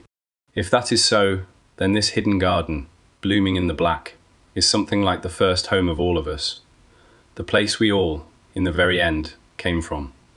And it is here still, warm and alive, at the bottom of the world, exactly as it always was. Life does not need the sun. Life does not need the bright, busy world above at all. It needs only a little warmth and a little quiet and time. And here, in the deepest dark, it has all three. You do not need the bright world either, tonight. You need only a little warmth and a little quiet and rest. And you have all of it now. The warm dark holds you as it holds the swaying gardens of the deep, and you can let yourself grow still and quiet and at peace exactly as they are. The warm shimmer fades softly behind you now as you drift on back into the cool dark of the open deep. But the warmth stays with you, deep in your chest, a small, remembered glow. And ahead of you, the great floor of the sea opens out, wide and flat and endless, in every direction. The vast plains of the deep, the largest and quietest and most patient place there is. Let us drift out over it now, slowly, through the soft and endless dark. You are drifting out now over the abyssal plain, the great floor of the deep, and there is nothing in all the world quite so vast, or so quiet, or so still. A soft, flat, endless plain of pale grey mud, stretching away in every direction, farther than you could ever travel, wrapped in complete and total dark. More of the earth is this quiet, dark, soft-floored deep, than is all the dry land where people live and build and hurry, put together. Nearly half the surface of our whole world is this deep, still plain, lying in the black, thousands of meters down, where almost no one has ever been. And through the black water above it, something is falling, so gently, so slowly. All around you, drifting down through the dark, are countless tiny pale flecks, sinking softly toward the floor. It falls like snow. In fact, that is exactly what they call it. Marine snow, a slow, endless, gentle fall of soft pale flecks, the remains of all the little lives that ended in the sunlit world far above, drifting down for days, for weeks, into the dark. And this soft snow is what feeds the deep. Nearly every creature down here, on all this great dark plain, lives in the end, on this. On the gentle snow that falls forever from the world of light above. Watch it fall a while, drifting down past you, pale and soft and silent, like standing at a window on a winter night, and let yourself settle with it, gently, down onto the great soft floor to walk a while, softly, among the quiet creatures of the plain. And they are here, scattered across the mud, stranger and gentler than any you have met here. Tottering across the floor, on rows of little inflated legs, is a herd of small, plump, pale, pink creatures, soft and almost see-through, snuffling slowly through the mud for the freshest fallen snow. They are sea pigs, a kind of sea cucumber that has learned to walk, lifting its soft body up on tiptoe, on little water-filled legs, and wandering the plain in gentle herds, all facing the same way, like a flock grazing a dark and endless field. There is something wonderfully calming about them, these little pink walkers of the deep, drifting across the mud together in the dark, in no hurry at all, going wherever the freshest snow has fallen. Near them steps something that is almost all legs and almost no body at all. A sea spider, delicate as spun wire, picking its way over the mud on long, impossibly slender stilts. Its body is so small that it cannot hold all of itself inside, so its very organs run out along its legs, and it breathes, not with any lungs at all, but simply by letting the sea soak in gently through its skin. In the cold quiet of the deep, it can grow to a great size, a slow drifting cross of spindly limbs, stepping softly over the plain, harming nothing, wanting nothing. And here, trundling across the mud, towards some morsel fallen from above, comes a small, armoured tank of a creature, pale lilac, plated all over, curled at the edges, a giant among its kind. It is a cousin of the little woodlouse that hides beneath stones in the garden, far above, only grown in the cold and the dark, to the size of a small cat, a giant of the deep, patient beyond understanding. For food is so rare down here that it has learned to wait as almost nothing else can wait. One such creature, kept and watched by people, once went more than 5 years without a single meal, and was perfectly well. 5 years, waiting, in the cold and the dark, asking for nothing. The deep teaches patience to all its creatures, and this one has learned it best of all. You drift on across the soft floor, and here, standing perfectly still on the bare mud, is a slender fish poised on 3 long stilts. 2 fins reach down to the floor, and its tail reaches down behind, and on these 3 thin points it stands, motionless, lifted just above the mud, facing patiently into the faint current. It is a tripod fish, and it can barely see at all, but it does not need to. It simply stands there on its 3 fine stilts, holding its front fins up into the water like feelers, and waits for the current to bring it whatever drifts by. It may stand like that for hours, a quiet statue on the plain, poised on tiptoe in the dark, feeling the slow water pass. There is a deep stillness in it. It has found its place, and it stands in it, and waits, and is at peace. And here, rooted in the mud, is the loveliest thing of all. A tall, slender basket, woven all of fine, white glass, curving up from the floor like a vase spun from spider, silk and frost. It is a glass sponge, and its whole delicate body is built of threads of living glass, so fine and so pure that they carry light along their length, glowing softly, the way light runs along a thread of spun crystal. It has stood here, perhaps, for a very long time. Some of its kind may live for hundreds, even thousands of years, standing quietly on the dark floor, filtering the gentle snow. And it is not alone, for deep inside its glass basket live a pair of small shrimp, a male and a female, who came in long ago when they were tiny, drifting through the fine glass walls, and then grew and grew until they were too large ever to leave again. And so they stay, the 2 of them, sealed together inside their house of glass for the whole of their lives. They keep the sponge clean, and it keeps them safe, and they never part, and they never leave. In the warm world far above, people who know this give a glass sponge as a wedding gift. A whole life spent together in one small house of light till the very end. Only their children, born tiny, can slip out through the glass to drift away into the dark and find sponges of their own. A little house of glass and light and love, standing alone on the vast dark floor of the world. There are quieter wonders still, all around your feet.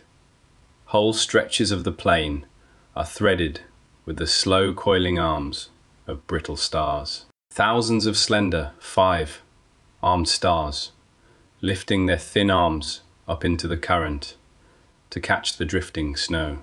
Delicate flowers on long stalks sway gently here and there, sea lilies, an ancient kind of creature that has been opening its feathery arms to the current.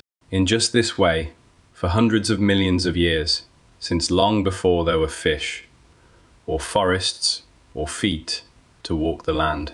And scattered across the mud are soft flower, like clumps the size of your open hand, each one, astonishingly, a single living cell one of the largest single cells in all the world, gathering grains of sand about itself, resting quietly on the floor of the deep.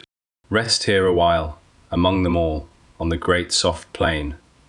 There is no place so peaceful in all the world. Nothing here hurries, nothing here fights.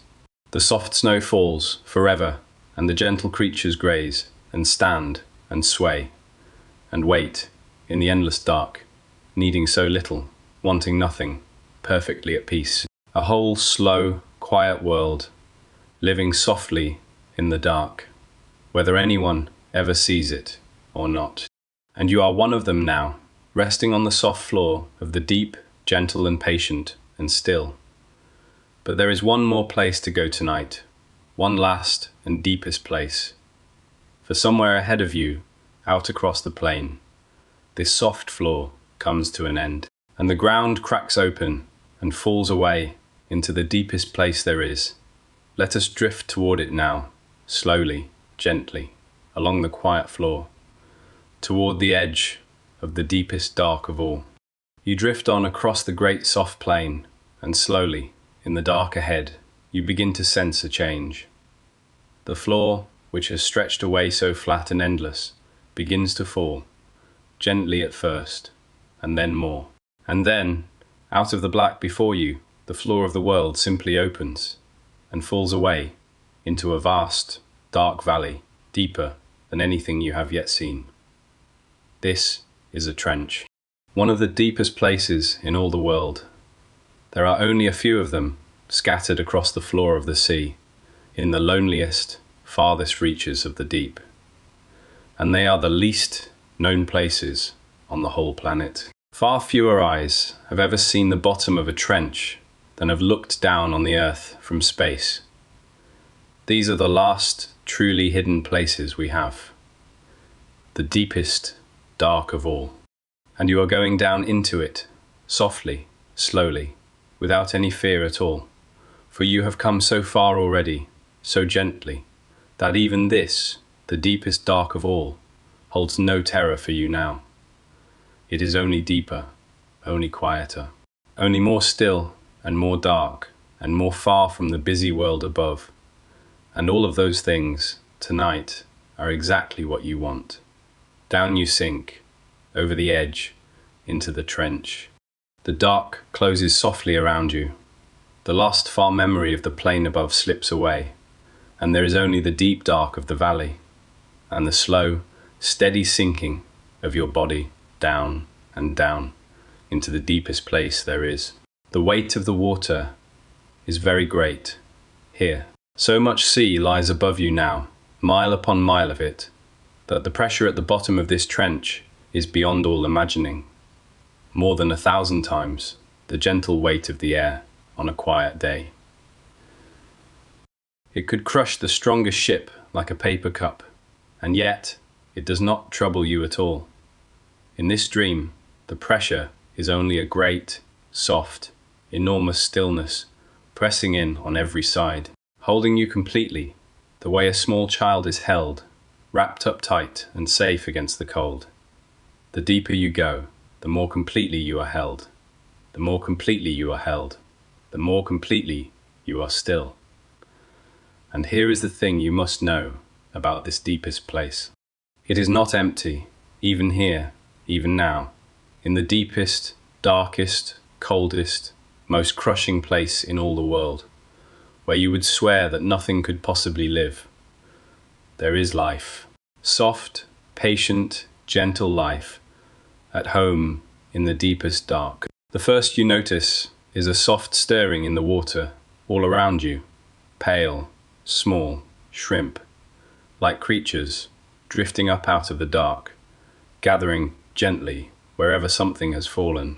Most are no bigger than a grain of rice, but here and there among them drifts a giant of their kind, pale and slow, as long as a loaf of bread, a soft, patient scavenger of the deepest water, come to tidy away whatever the world above lets fall.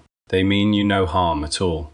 They only drift and gather and keep the deepest floor clean, as they have always done, in the dark, where no one watches. And there, moving slowly through the deepest water, comes the last and gentlest creature of our journey. A small, pale fish, no longer than your hand, soft as a wish, and so nearly clear that in the faint light you can almost see straight through it. It is a snailfish, and it is the deepest fish in all the world. You might imagine that the deepest fish of all would be fierce, armored, terrible to look upon, hardened by the crushing dark. But it is the opposite. The deepest fish in all the sea is soft and pale and gentle, one of the tenderest creatures in the whole ocean. And that, it turns out, is exactly why it can live here, where nothing fiercer ever could. For down here, softness is strength. The creatures that stay hard and rigid and stiff cannot bear the great weight of the deep. It is the soft ones, the gentle ones, the ones who yield, who thrive. The snailfish does not fight the crushing weight of the sea. It has no hard armor to be crushed, no stiff bones to be broken, no air inside it to be squeezed. It is soft and yielding and full of nothing but itself, so that the great weight simply passes through it and around it and does it no harm at all. It survives not by resisting the deep, but by giving way to it, by being soft, by letting go. Not so very long ago, a patient camera was lowered into one of the deepest trenches in all the world, deeper than any fish had ever been seen. And there, drifting along the dark slope, soft and pale and calm, was a snailfish, a small one, young, perfectly at ease, under a weight of water that would fold a submarine like paper. It was the deepest living thing of its kind ever seen, and it was not struggling or suffering or fighting for its life. It was simply at home, drifting, soft, at peace, in the deepest, heaviest, darkest water in all the world. Rest on that, drifting here in the deepest, hardest place in all the world, and it is ruled not by the fierce, but by the gentle, not by the ones who fight, but by the ones who yield. There is an old, quiet wisdom in it. Sometimes the way to bear a great weight is not to harden against it, but to soften and let it pass through you and let it go. You know this already, somewhere deep in yourself. All day, the weight of the world presses down, and the more you harden against it, the more it hurts.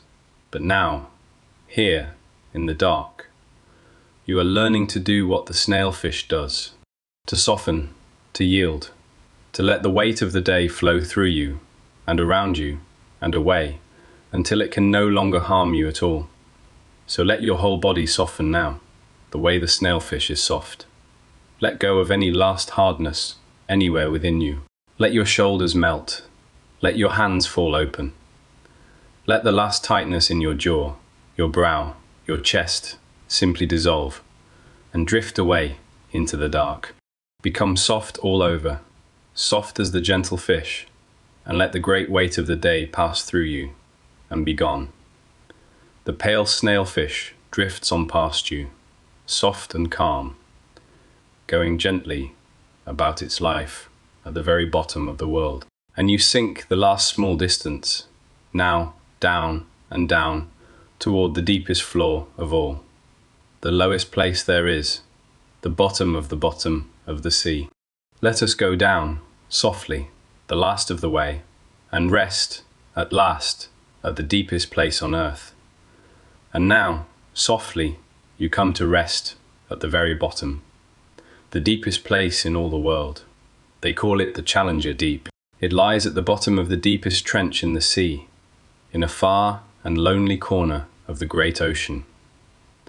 And there is no place on the whole face of the earth that goes down farther than this. Here, the floor of the world lies almost 11 kilometers beneath the waves. Nearly 7 miles of dark water stacked up above you between this soft floor and the distant sky.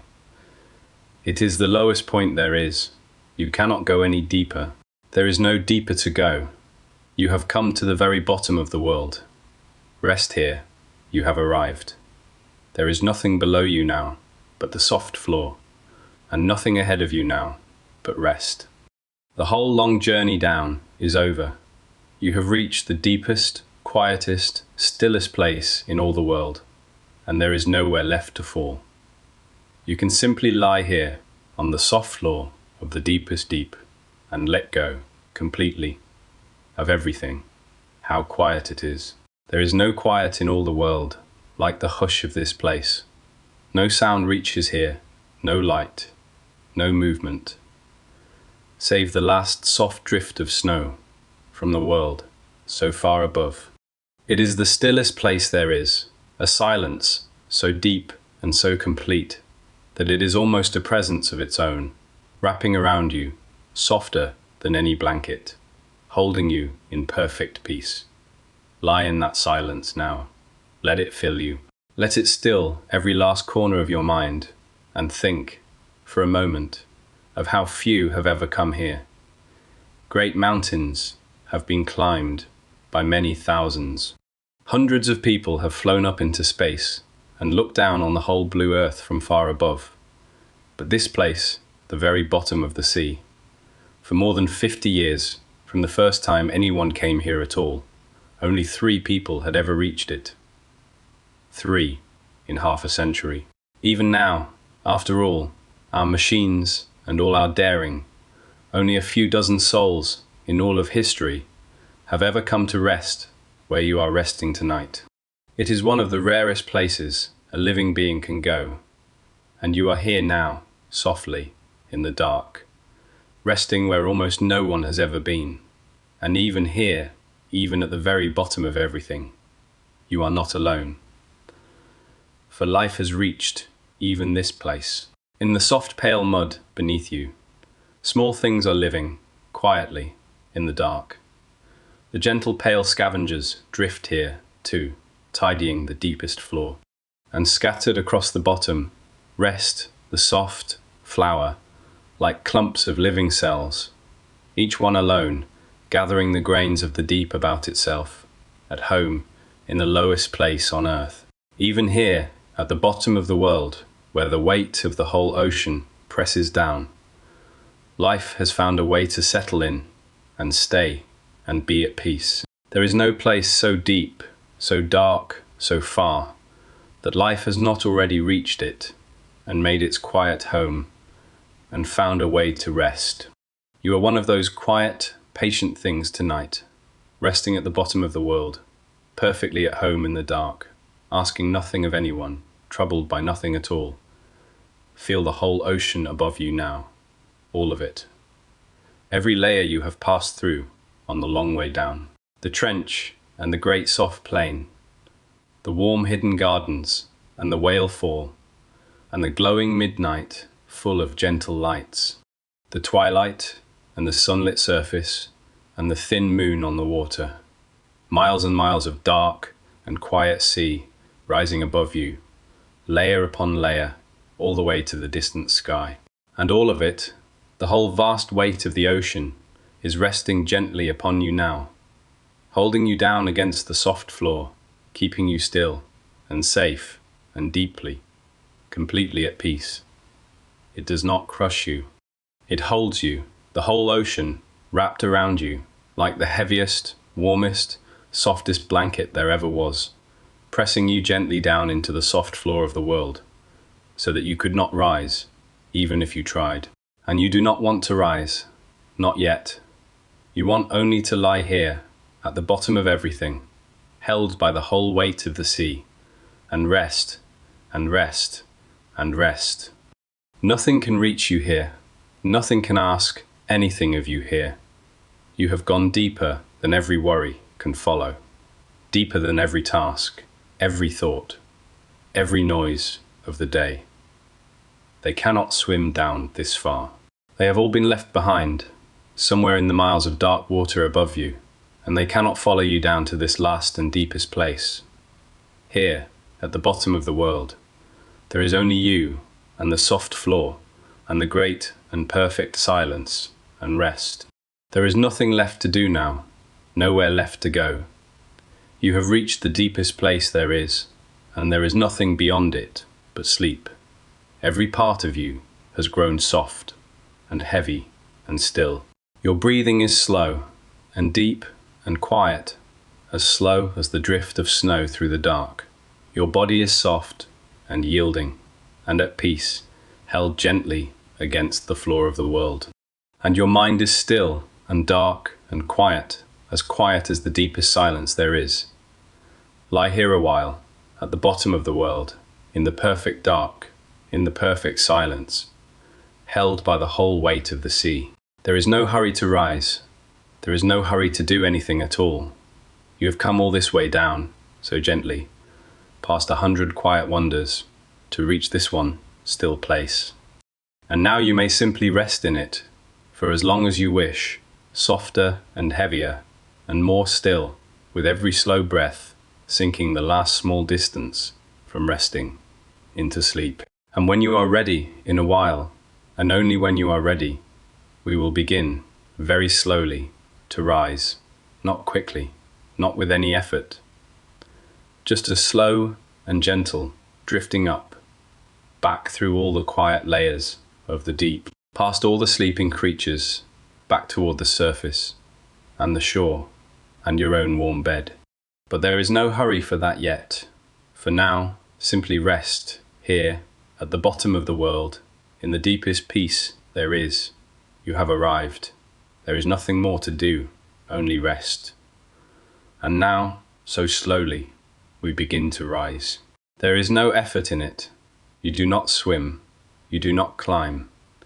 You simply let go of the soft floor of the world and begin, very gently, to drift upward, the way a single soft bubble drifts up through still water, in no hurry at all. The bottom of the world falls quietly away beneath you, and you rise softly into the dark, beginning the long, slow journey home. You carry the deep peace of that lowest place with you as you rise. The stillness of the bottom of the world is inside you now, and it will not leave you. You will bring it all the way up to the surface, and all the way home, and down into your sleep. Up out of the trench, you drift past the soft, pale scavengers of the deepest water, still gently gathering in the dark, past the place where the gentle snailfish drifts, soft and calm, at home in the deepest sea. They do not notice you go.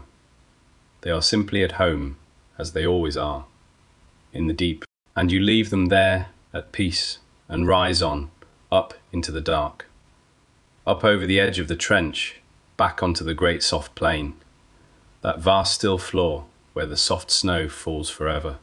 And there they all are, exactly as you left them, going quietly on with their gentle lives. The little pink sea pigs tottering across the mud in their herds. The tripod fish standing patient on its 3 fine stilts. The glass sponge glowing softly on the dark floor with its 2 small shrimp sealed safe inside. Together till the end. You rise up through the slow fall of marine snow, and the great plain sinks away below you, quiet and dark and endlessly at peace, and is gone. Up past the warm, hidden gardens, glowing faintly in the black, the tall, red forests of worms, swaying in the warmth, the pale crab dancing slowly over the vent, the little iron snail asleep. In its armor, the blizzards of gentle shrimp, crowding the warm rock. You feel their warmth one last time as you rise past. A soft glow on your skin in all the cold. And then it fades below you, and the gardens sink away into the deep. Still warm, still swaying, still alive, needing nothing from you at all. Up past the whalefall, that quiet gift on the seabed, its soft glow and its patient crowd of life, giving and giving in the dark, and asking nothing in return. It will go on giving for years yet, long after you are home and asleep, quietly feeding the dark. Whether anyone knows or not, you leave it there, at peace, and rise on, up into the glowing midnight of the sea. And here are the lights, again, the gentle, living lights of the deep, blooming, and drifting and fading all around you as you rise. You pass the soft drifters, folding and flying in the dark, the little dumbo, octopus, flapping its soft ears, the wine, dark squid, wrapped in its own quiet cloak. You pass the patient hunters, hanging still with their little lamps, waiting without worry in the black. You pass the anglerfish, drifting slowly by with her living lantern, a small, warm star in the endless night. You rise up through the whole silent conversation of the deep, the lures and the signals and the soft calls of here I am, and they glow you gently on your way, up through the midnight toward the light. Do not try to hold on to any of it as you rise. You do not need to remember the creatures, or the lights, or the great soft floor. You do not need to carry a single thing back up with you, except the peace. Let everything else stay down here in the dark, where it belongs, safe and quiet, and needing nothing. The deep will keep it all for you. It has kept its secrets for millions of years, and it will keep them still, long after you are home and asleep. So let it hold them now. You are only bringing home the stillness, that is all. The great deep calm of the bottom of the world, carried gently up inside you, all the way to the surface, and into your warm bed, and down into your sleep. The dark begins to soften. Now the first faint memory of blue seeps back into the water above you. High and far, the very edge of the reach of the sun, you are rising back into the twilight now. The long blue dusk of the sea, the glass squid drifts past, clear as a held breath. The little lanterns of the twilight begin to glimmer around you again. The hatchet fish, with its silver myrrh, rare, sides the countless small lanternfish, drifting in their soft blue millions, beginning their own slow climb toward the coming night.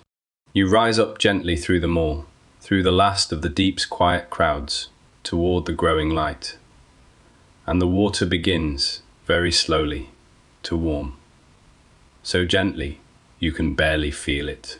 The deep cold loosens its hold, degree by degree, and a soft warmth begins to seep back into the water around you. The far warmth of the sun, reaching down from the surface to meet you as you rise. You cross again that soft invisible border from the cold deep water into the warm, like slipping from a cool dark hall back into a warm and gentle room. And you rise on, up toward the growing light. The blue is brightening now.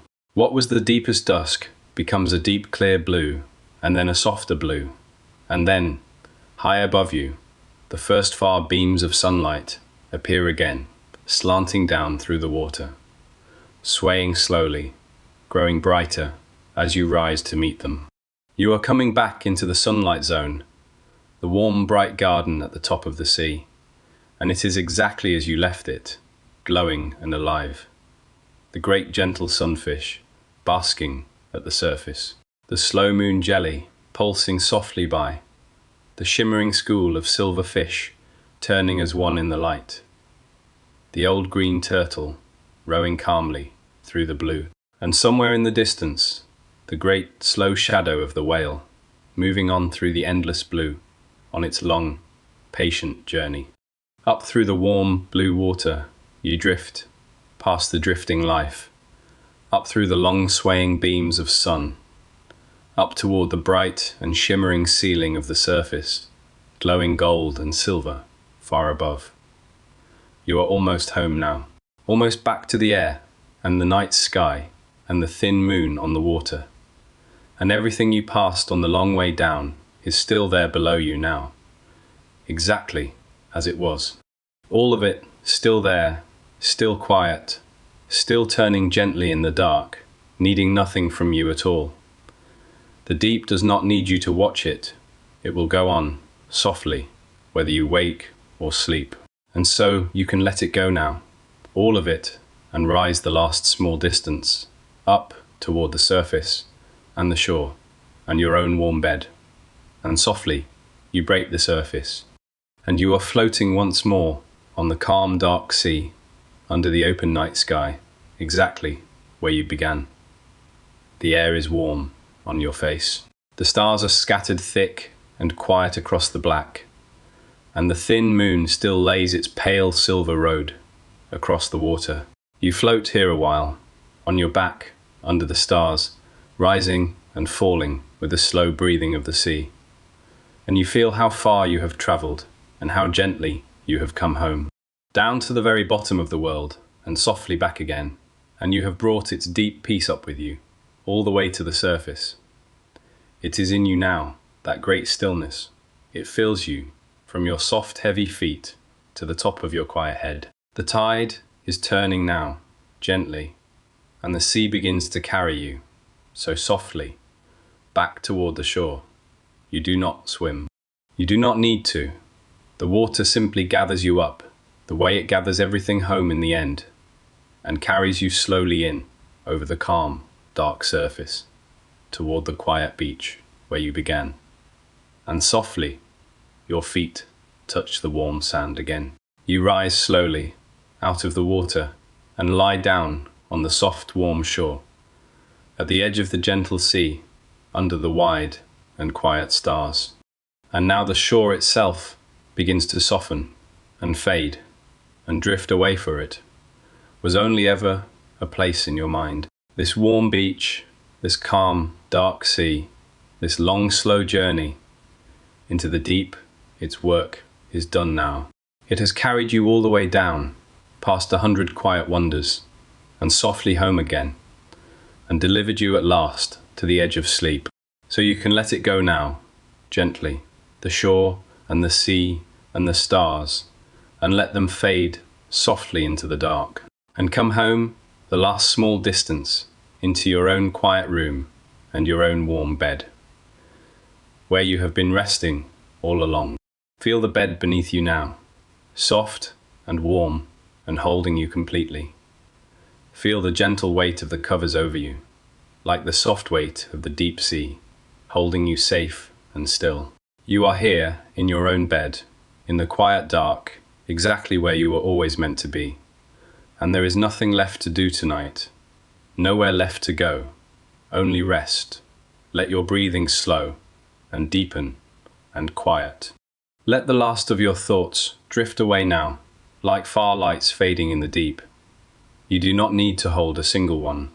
Let them glow and drift and fade softly into the dark until there is nothing left but quiet. Sleep now. The sea will be here again whenever you wish to return. The deep will keep all its quiet wonders, the lights and the gardens and the gentle creatures, safe in the dark, waiting patiently for you, whenever you choose to come back. But not tonight. Tonight, there is only rest. Tonight, you have come home. So let yourself sink, now, the last small distance, down into the soft dark, down into sleep. Let the sea breathe you gently under. There is nothing to do. There is nowhere to be. There is only this, only rest, only sleep. Rest now, sleep now, and drift gently down into the quiet dark, where the whole deep world is holding you softly, and the night will keep you safe until the morning.